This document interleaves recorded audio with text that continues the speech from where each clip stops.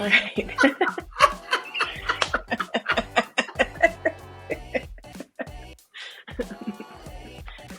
Hello. We're back again. This is going on the blooper reel. We're sitting there staring at each other. One of us is opening this podcast. I just don't remember which one of us is opening it. Okay, let's try this. Mo, would you like to open or do you want me to open? I'll open. Okay, we got this. We can do this. Buckle up. You've just hit the play button on The Notice, a podcast from Otava with hosts TJ Howsky and Melissa Locke.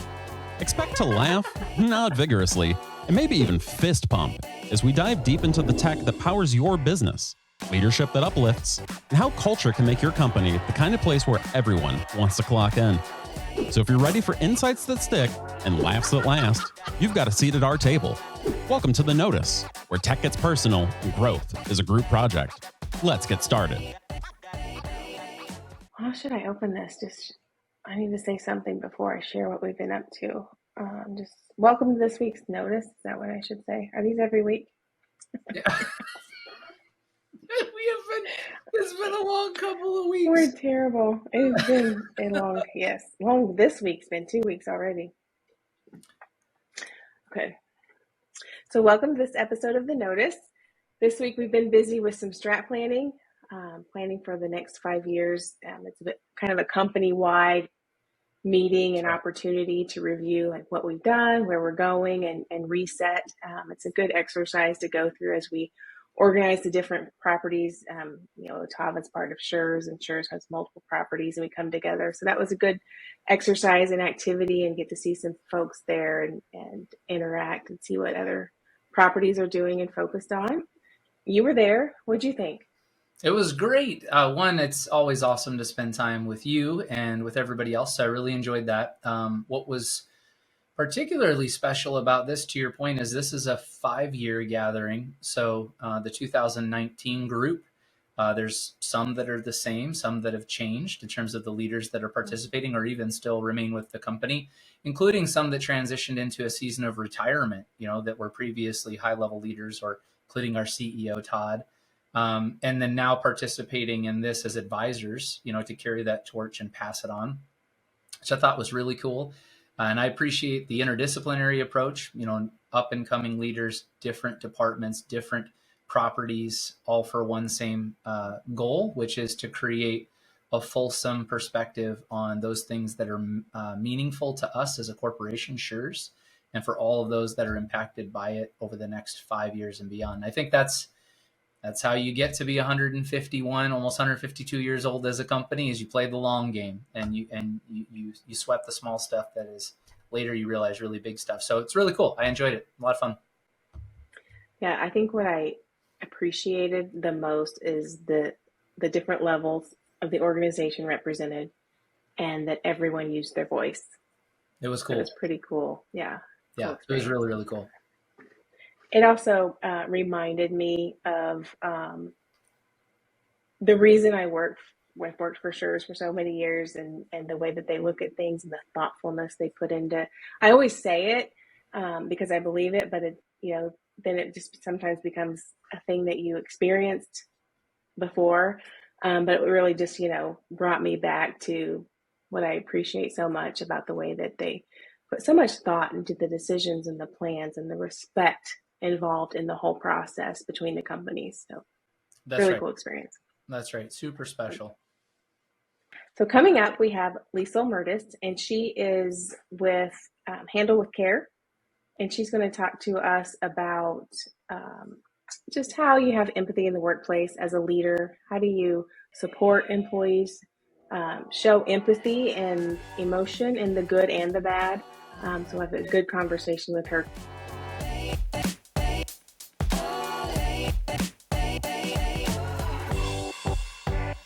All right, today we're talking about empathy in the workplace, and we have a special guest here from Handle with Care. This is Liesel Mertes. Thank you for joining us today, Liesel. I'm glad to be with you today. So I just want, let's introduce you, share a little bit your story with us if you would like, and if you're comfortable with that. And then really kind of lead us into what led up to you making this a topic for you to take on as in a consulting capacity. So empathy at work, why is that so meaningful for you, and why is it so important? Where to start with talking about myself? I'm married to Luke. I'm the mother of 5 children, 4 of whom are living. My company is Handle with Care Consulting, and I'm in the greater Indianapolis area, where I love walks on the trail behind my house and paddle boarding. And what Handle with Care Consulting does is we help organizations skill up both their people and their processes to better give support around disruptive life events. I really like talking about empathy and human-centric skills as just that. They are skills that we all can and should be growing in, not just fixed personality traits that Amanda in IT is awesome at and George in sales is horrible at, but he always hits his numbers, so we just shrug our shoulders. As I mentioned, I am the parent of 5, 4 of whom are living. It was our daughter, Mercy Joan, who I found out that I was pregnant with it was maybe about a week after I had said yes to the MBA program at the Kelley School of Business at IU. And so I was doing all the first year things of accounting class and marketing, pregnant with Mercy. We found out at our 20-week scan that she had a neural tube defect that they didn't know what the outcome would be, whether that would be terminal, whether it would be operable. So we spent 20 weeks hoping and waiting and praying. Mercy only lived for 8 days. She was born in February of 2011. And it's many, many things in my story and in the story of our family, some of which I'm sure we'll touch on specifically as it relates to this work. It was also something that I was living through every day, but almost observing at the same time, because I have known myself always as I'm a high achiever. I have a large capacity, and I was not just ready to bounce back or be okay or just get into the swing of things after a couple of days away. I needed support to help me survive, stabilize, and return to a place of thriving. And some people were spectacular within the Kelley ecosystem of giving that support. Other people had no idea how unskilled they were or how much they missed me. And specifically thinking about the reality of this expensive program, all designed towards minting the next generation of people leaders. It was also observationally, I was like, we're not talking about these things. This is something that profoundly affects any manager or leader who's gone through their own disruptive life events or managing other people in the midst of theirs. So that's a little bit about me and both the work I do and the why behind the work that I do. Yes, well, thank you for sharing your story. Losing a child is something we have in common, and so this is certainly top of mind for me. I'm coming on the 1-year anniversary of losing my own child. Yeah. Different circumstances, of course, but the same pain, right? Yes. Yeah. So I'm how so do sorry we that help? we share that, especially as we are recording just a couple of days out from Mother's Day. So Yeah, that's right. That's right. Yeah. yeah. Yeah, and I appreciate you acknowledging that. And it was, a first Mother's Day, right? And the firsts are always a little bit harder, I think. Right. Well, Yeah. and I imagine, in the midst of it all, it's not something that is cleanly segmented, right? For you or for me, of like, well, I deal with that in the confines of my own home. And then when I step through the threshold of the office, I'm just in execution mode. And that's the reality that I think COVID brought forward. It wasn't new because of COVID. It was just suddenly, it was unescapable for a preponderance of the people of being like, oh yeah, this stuff has always affected how we show up at work. And that doesn't have to be a doomsday or sense of resignation. It also means that there's a tremendous opportunity for workplaces that want to be best in class employers to say, we actually have an opportunity to really differentiate ourselves in the way that we help our people not just like, well, come on, get it together, Melissa and Liesel, Right. just you've got to be able to show up, but to say we can be part of that meaningful support. Yeah. I think that's one of the things we've been talking about on this podcast in particular, is that we get caught up in treating others as employees or as a vendor or as a client. Well, it's just humans and humans, Right. And acknowledging that and how we treat each other and the things that we expect from each other. How do you think empathy fits in the workplace from a leader's perspective? How do they best serve and acknowledge those hard life things? It doesn't have to be so traumatic even. Right. There are definitely other life events that still warrant some empathy. Right. And it doesn't have to be primarily sad either, which is what we talk about, Yes. in that framing of disruptive life events. Anyone who has welcomed a child into the home, regardless of circumstances of their entry, knows that, oh, it's so wonderful and profoundly disruptive. Or a new living situation with a partner coming in, exciting, disruptive. And it's these incidents that really can bring care forward. I do want to answer that question. I talk a lot specifically as it relates to internal culture building, the power of that, how it affects your people. But it's not without mentioning that empathy is actually also at the heart of unforgettable client experiences.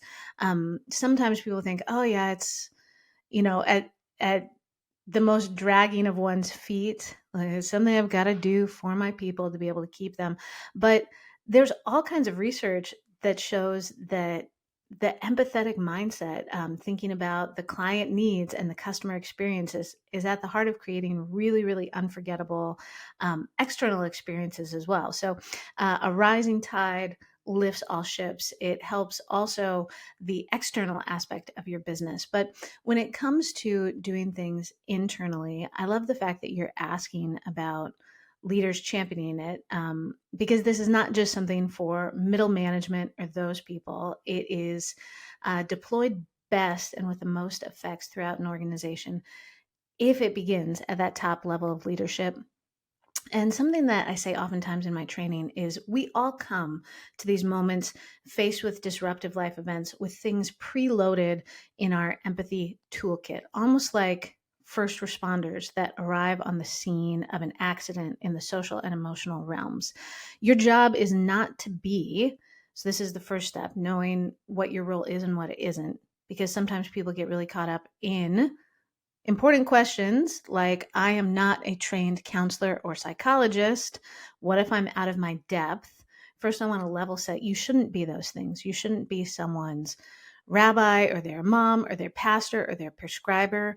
That's important to have that boundary. But just like a first responder who is not a physician or an ambulance driver or a rehabilitative specialist, what you want to have in the social and emotional realm are these basic tools in your toolkit to be able to stabilize someone to whatever next level of care they might need. And sometimes they don't need any additional support systems. They need what is the social and emotional equivalent of like an ACE wrap and an aspirin.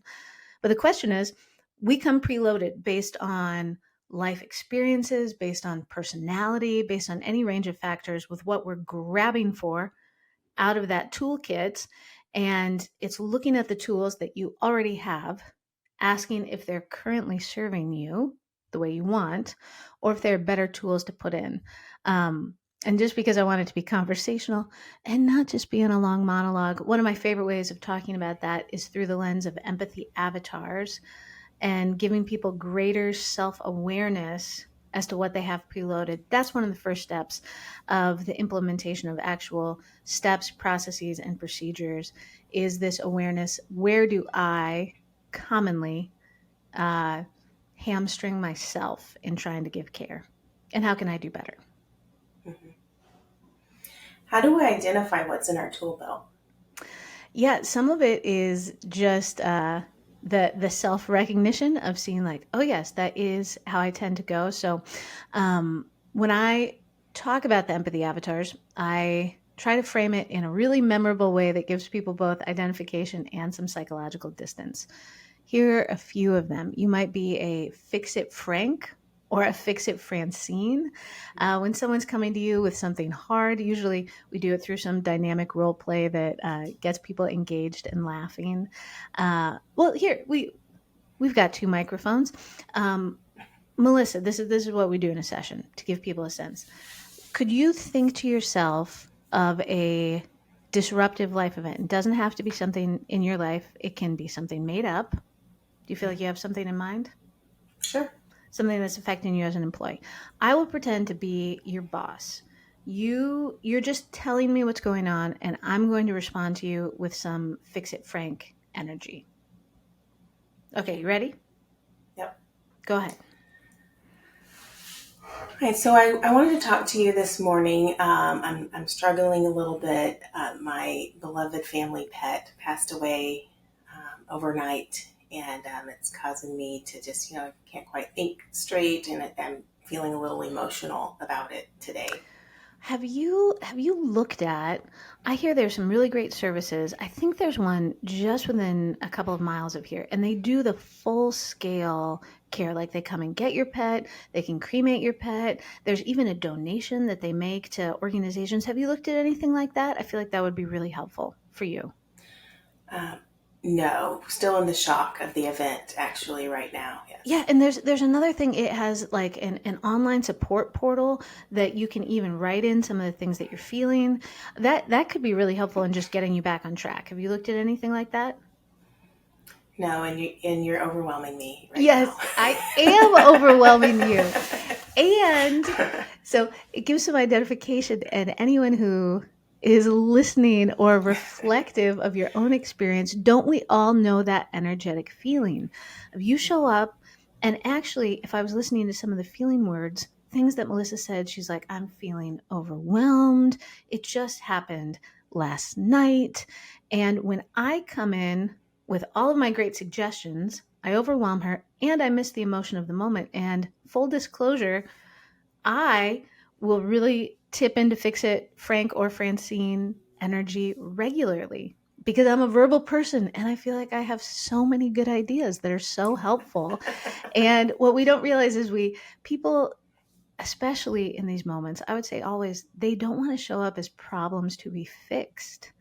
Before you jump into, like, this was actually an inflection point of a major sense of my own growth in these practices because I was doing this to people. I can think of an incident with my mother coming back from college, and she was sharing something with me. I was, fresh from college break with all of my great ideas and knowingness of the world. And I jumped right into just solving her problem. And she got really quiet and she was crying and she didn't talk with me for the whole rest of the drive home. And I was like, that went really badly.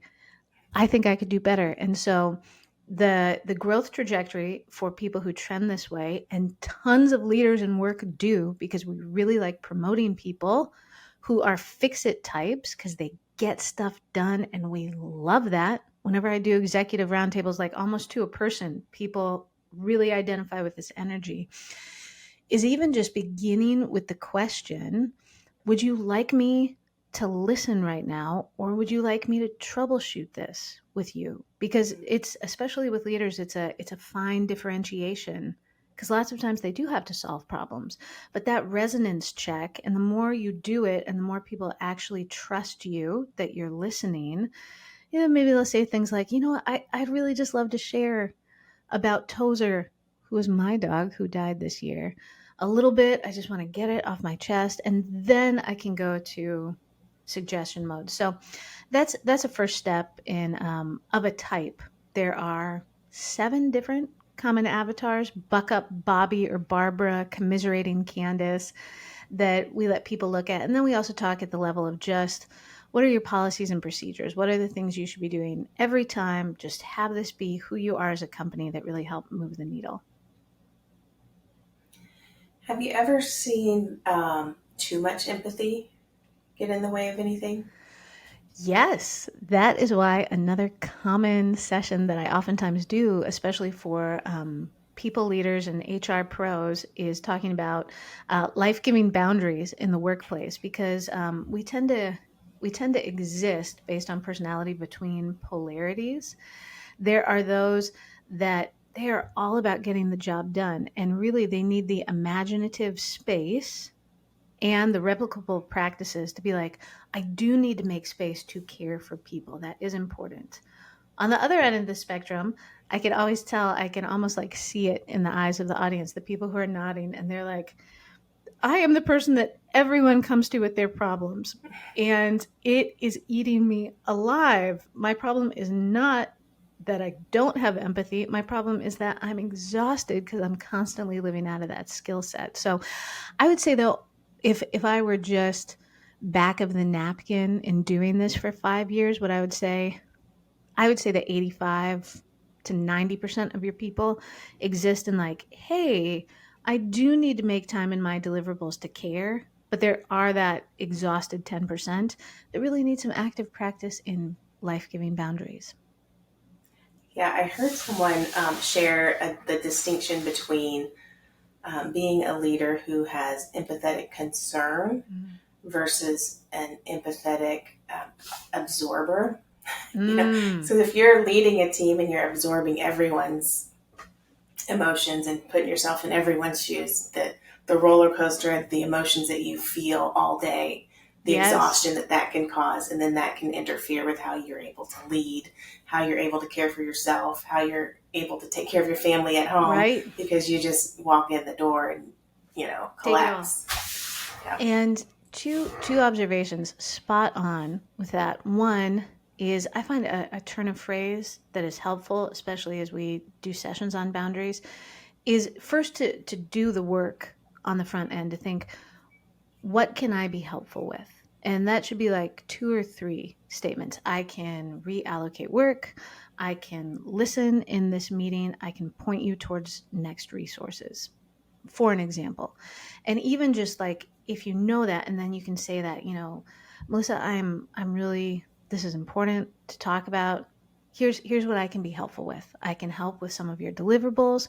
If you need, I can just listen, or I can point you towards next resources. That's signaling both to yourself and the other person, here's how I'm available, here are other resources, and here's how I'm not. And it's almost creating a container that helps the other person see your limits and helps you see your limits. The other thing that I am really working to get better at, because in my role, I hold a lot of people's hard stories, whether that's in selling conversations or consultation. This stuff comes forward and I care in that sense at the end of the day, where you're like, I feel way more tired and emotionally tapped out than the boundaries of my life are asking. I find that those emotions store in our bodies. We're not just a mind. We are a mind-body connected, and that physical movement and just like discharging some of that, literally moving it through my system, is really helpful for me. It's a practice that a friend of mine who is also deep in grief work, she just talks about, if I know I'm going to have a number of meetings stacked up, whether that's in her line of work or just, I know HR people who are like, they're giving the news of layoffs again and again and again. She said, I have to schedule like a walk. 15-minute block. I have to not just keep absorbing it. And there's a lot of wisdom in that physicality of how you move it through also. Yeah, that's good advice. Let's flip it a little bit and give the employee some advice. So the employee is going through a hard time. What is some advice for them on how to even share this vulnerability with a leader or ask for support? It's a good question. I want to add a couple of caveats. There is no one who you owe your story to, even as it's something that I say in sessions. It's something that I want to frame.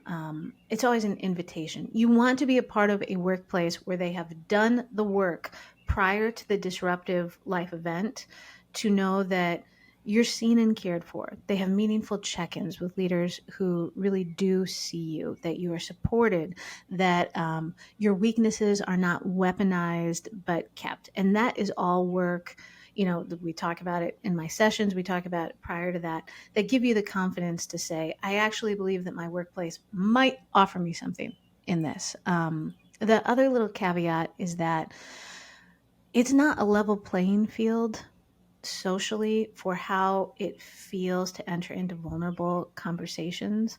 Like I am a white heterosexual woman who has lived in comparative affluence my entire life with all kinds of opportunities, and most people in my life have been really supportive and trustworthy throughout. That gives me a lot more confidence in thinking, just like many times before, I'm probably going to be pretty well supported.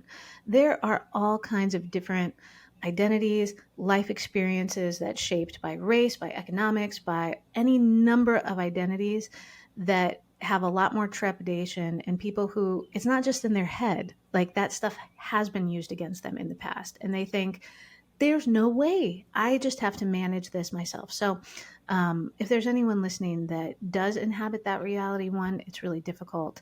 And don't take on the added pressure of like, you've got to display your troubles and trauma to the world in order to be worthy of care. So, I know that was a lot of prelude to that. I mean, the burden of care and the burden of intention should be towards the people who are not going through the hard thing. They are more stable. It is to them to be able to look and see and direct that care to the other person. Hopefully, if you're someone who's going through a hard time, you do have people in your life that you think, you know what, they've shown up for me before. I can trust them. Your direct manager is the best person to be able to run point on this. I say that not because they're inherently the most skilled, but again and again, I ask a question on my surveys. Who would you most want to support you during a hard time? Friends and family are by far the most popular. And then it's your direct manager or team. And actually, HR rarely ever breaks 10%. That's not that HR is bad. It's that we want a skill set there. So being able to say it and take some of the next steps is something that hopefully they've earned your trust within. I also, this is not so much for the person who's going through the hard time, but it does relate. Hopefully, if you're going through it, you're not just surrounded by people who say, just let me know what I can do to help, which is better than nothing. But also, if you're going through something hard, you know what that's like. You're like, I don't have in my mind. Like, that's so hard to try and follow up with 30 people who have said that. Hopefully, they're offering really specific, actionable things that you can take them up on. Just in a general note, trust is built up prior to this, but I hope for people who are going through hard things in the workplace that the workplace can actually be a healing, stable place that rewrites stories of places where they weren't supported or where they weren't seen. That's the kind of work that I'm hoping to cultivate. Yes, I love that. And I believe we've talked about this on every podcast that really leadership and even empathy, it starts with developing that relationship, which is where you get the trust, which is where you're able to have some of these vulnerable conversations and Right. offer support. So yeah, and that makes sense that it's with the manager because that's your daily interaction. So we've really got to cultivate that trust and relationship building. And it's a skill set, something that I talk about democratizing the skill set. There's so many places that it's better than nothing, but the managerial response is like, oh, please go talk to HR. Like here's the EAP and just and it's not even that these managers are flawed, bad people. We have not been teaching it. We are a grief adverse culture. We don't have the same sort of cultural milestones because of all kinds of reasons. We've got medical systems that actually really help people, and death is no longer in our communities. It happens externally, and we just don't have the same sort of skill set. So you weren't raised with it. We do all kinds of bypassing, and like if we give people anything, it's like a grab bag of these cliches that like God needed another angel, and it's always darkest before the dawn, and that's like what we've got. We're not training people. I mean, I in the last couple of years am doing a lot more work with business schools, which is great, but there's still an uptick. So don't blame yourself if you're uncomfortable, this stuff is uncomfortable, just lean into it and get better because it matters. Very good. And I want to close with one thing that I thought you touched on, and it was really something that I realized in our tragedy is that doing something for someone is way better than saying you'll do anything. Yes. So just do the thing. Figure out something, a way to make a difference, whether it's just dropping off a DoorDash gift card or Right. whatever it is. Just do the thing. It is so meaningful, Yes. and you'll likely never know how you touch the person by just taking that thing, them coming up with the idea of what it is Right. they need, and just doing a thing that Yes. you can figure out they need, and that's better than saying, "Let me know and I'll do anything for you." Because now I'm stressed out and I don't know what I need, and can't stop and think about it. Then remember to call you and ask you for it, which is uncomfortable. Right. Also. So just do it. Just help. Just do something, think with intention. Yeah. Think of things that you can give. I have a empathy menu that people can look at because you can self-identify. Like maybe you're a foodie.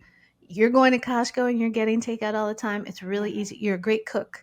Maybe you are skilled logistically. And you think, I'm going to run the meal train. I will send out the updates.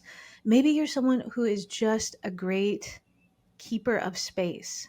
You just come and you can sit with that person as they are having to go pick out a headstone or things like that, to be able to offer something specific, to not be precious about it. If they don't take you up on it, offer something different, also specific. But you're absolutely right. And I can hear it in your voice. I know it in my own story. Like I gave birth to a baby that I was not nursing, but my body is still completely ready and in pain because I can't nurse this baby. And one of the OBs said you would really, cabbage leaves actually help with that. It's kind of ancient knowledge of our ancestors who've had to bury babies. And so I was doing all the logistics of planning a funeral and going back and forth. And there was a family friend who would just like silently leave new heads of cabbage in my kitchen. Just came in, didn't need to talk, but just knew that I didn't want to be driving to the grocery store, and I really needed that. And I don't even know if I asked them specifically. They just picked up in listening, and they just started doing it. And yeah, it's memorable still towards this day. My cabbage fairy, Jill Pittman. Love that. So give us some updates on you. What's coming up for you?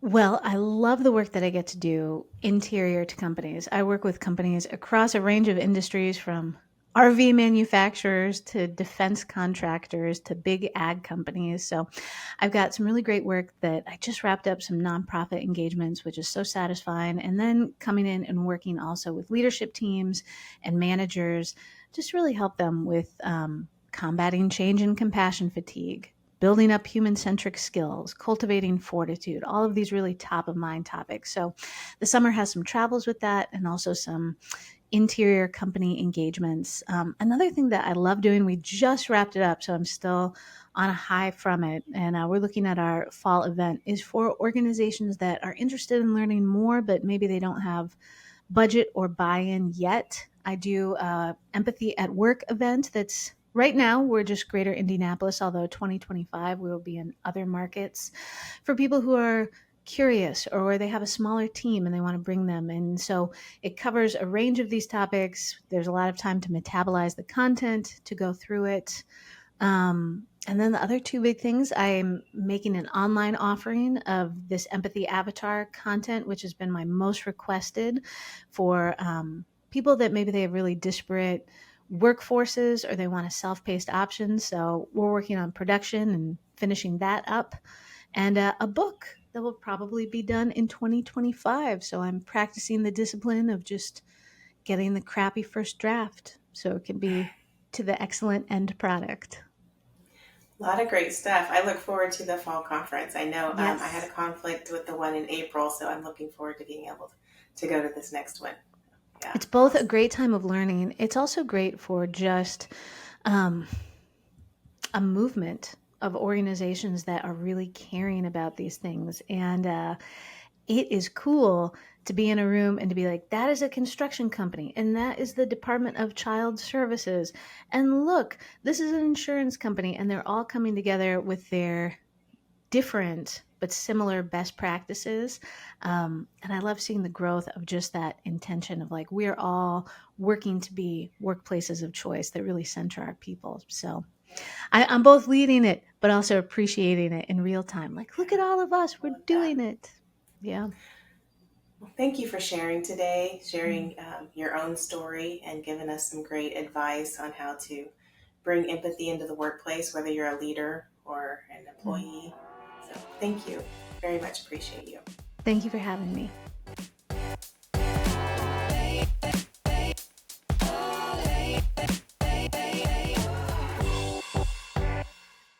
Well, how about some shout outs? Let's do it.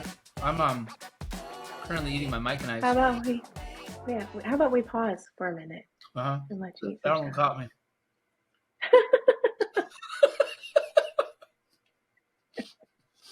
No eating on the set. No eating on the set. Okay, let's try that again. Well, let's do our shout outs. I love it. All right, Yeah. so for me, Yeah. I was really impressed, and we talked a little bit about this in the intro, but I really enjoyed seeing the passing of the torch, which was really impressive when you watch folks like Brian Lynch, who ran the broadband portion of our business. So that segment for 15 years-ish, somewhere around there. Yeah, close to that. And then Todd, who has been with the company majority of his life, but certainly at the CEO helm for 15 years.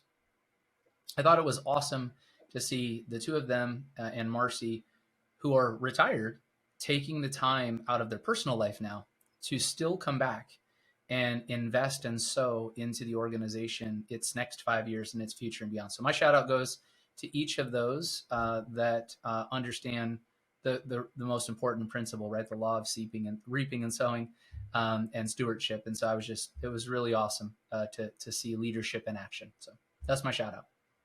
Yeah.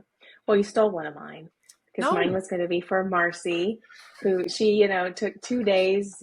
She's retired, but she came back for 2 days and led many of the sessions. And it was so cool because she has this whole historical knowledge and the way the business has been run for so many years. And she could weave that into the conversations we were having and kind of share her perception of what it means and then enlighten the room. So I just want to give a shout out to her. She's always so thoughtful and humble and kind in the way that she does everything.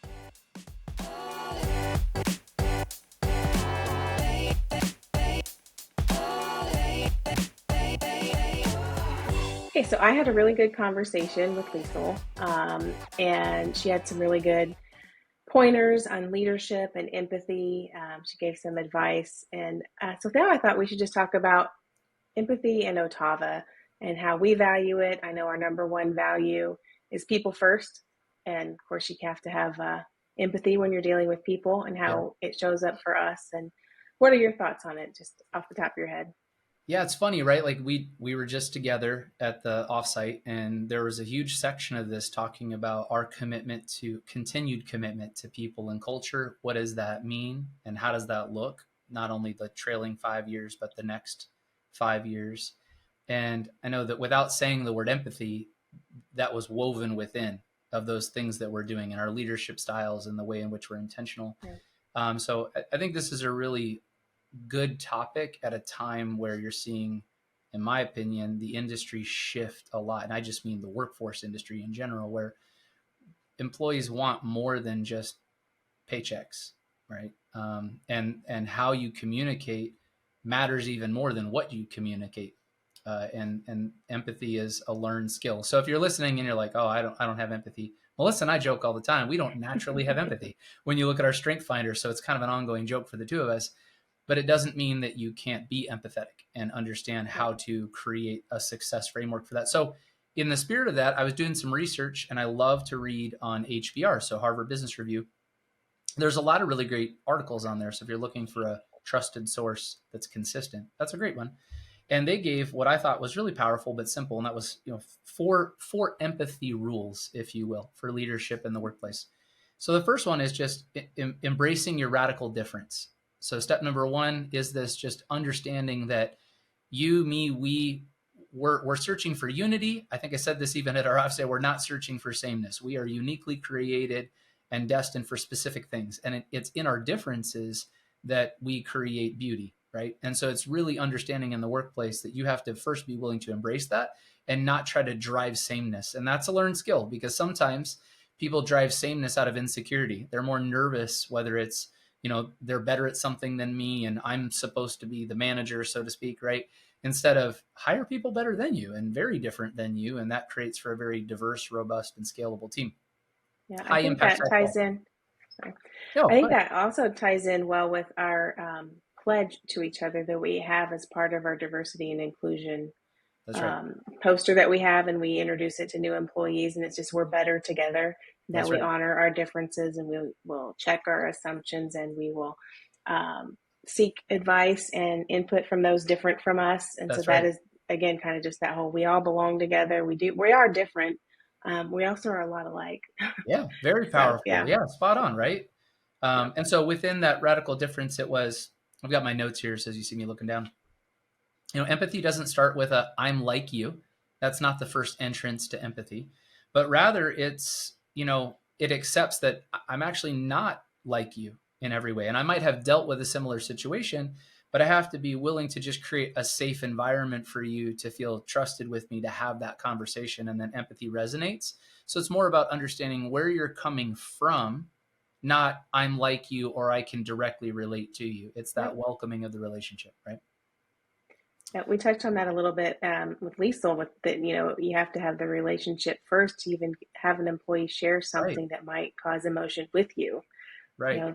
Can you imagine holding that in at work, and how that creates a negative work environment, a negative experience, a burnout feeling when you can't even, you don't have a trusted relationship to even share some of those things with. That's right. And relationships, they don't have a deadline. So trust and that it takes time, and each person's different. Right. And so it's a process. So embracing that.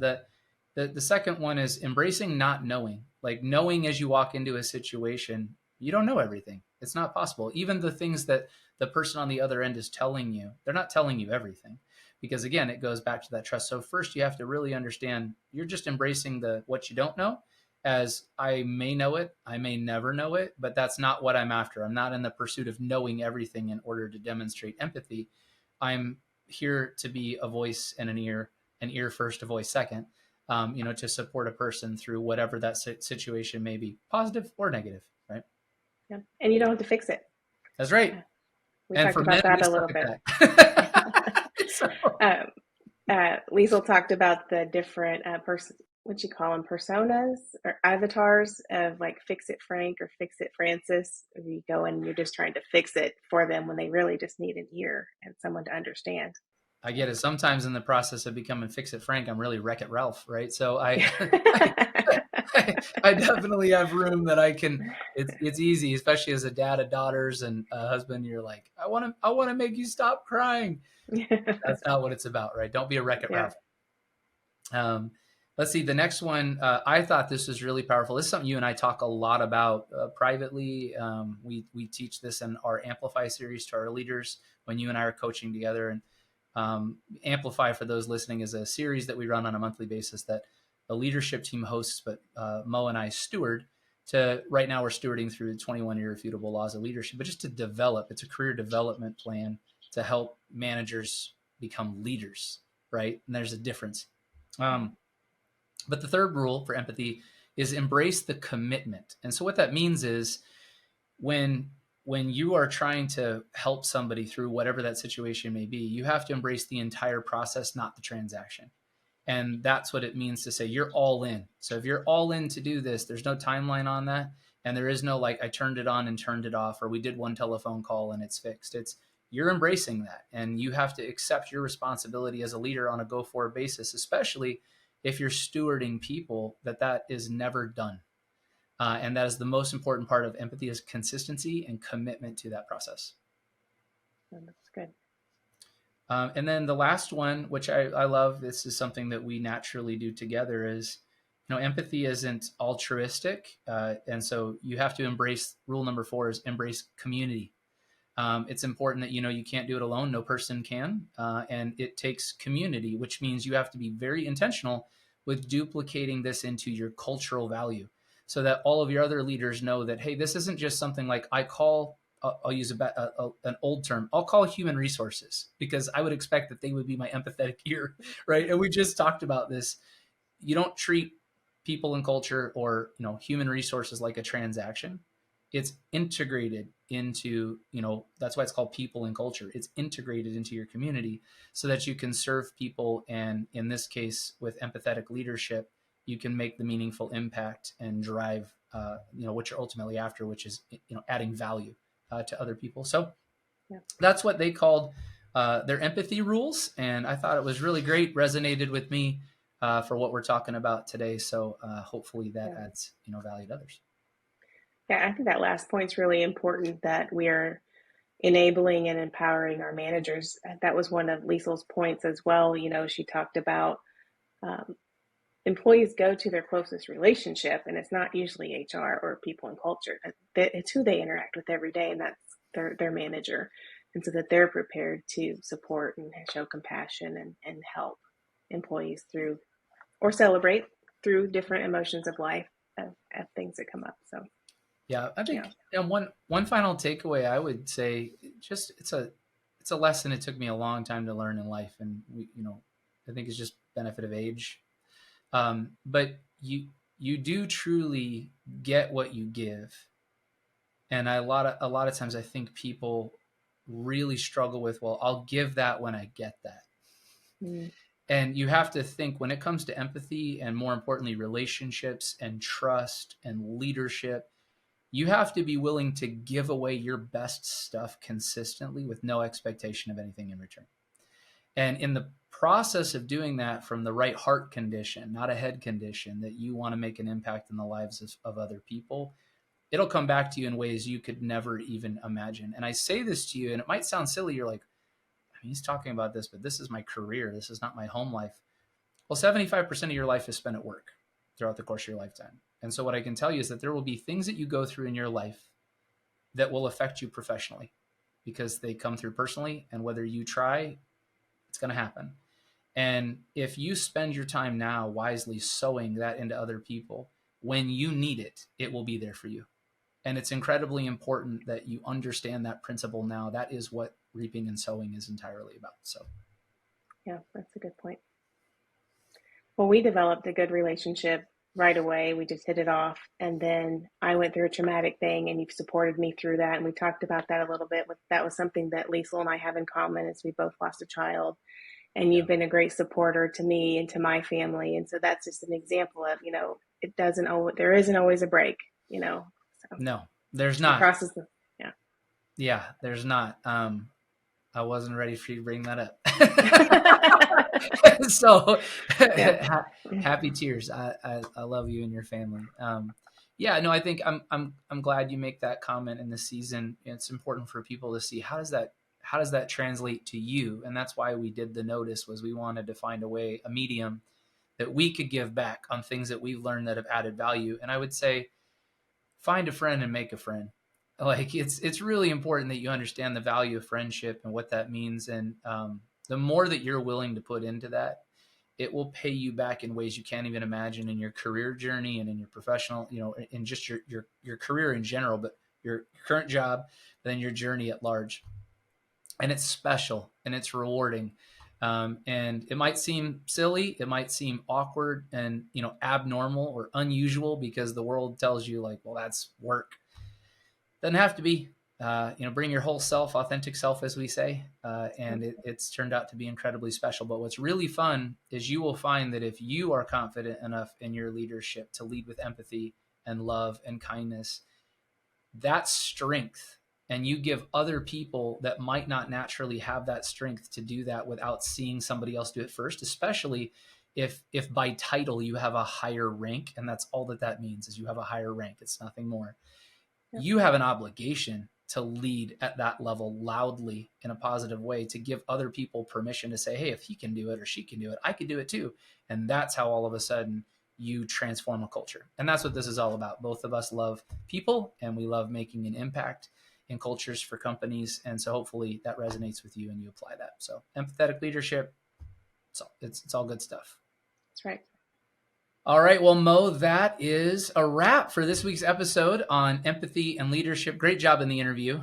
That was awesome. And for those still with us, we hope, tune in for, well, I guess next episode, we're going to be talking about how to give and how to receive feedback. And certainly that is something that is a learned skill. Over time. I'm still working on that one, so I'll let you know when I get better at it. But it's great. I'm excited for this one. So like, share, subscribe, forward, all the things, as we say, because we love the opportunity to give and add value. And what do we always say, Mo, as we close it down? Do a decision. See you soon, everybody. Thanks so much.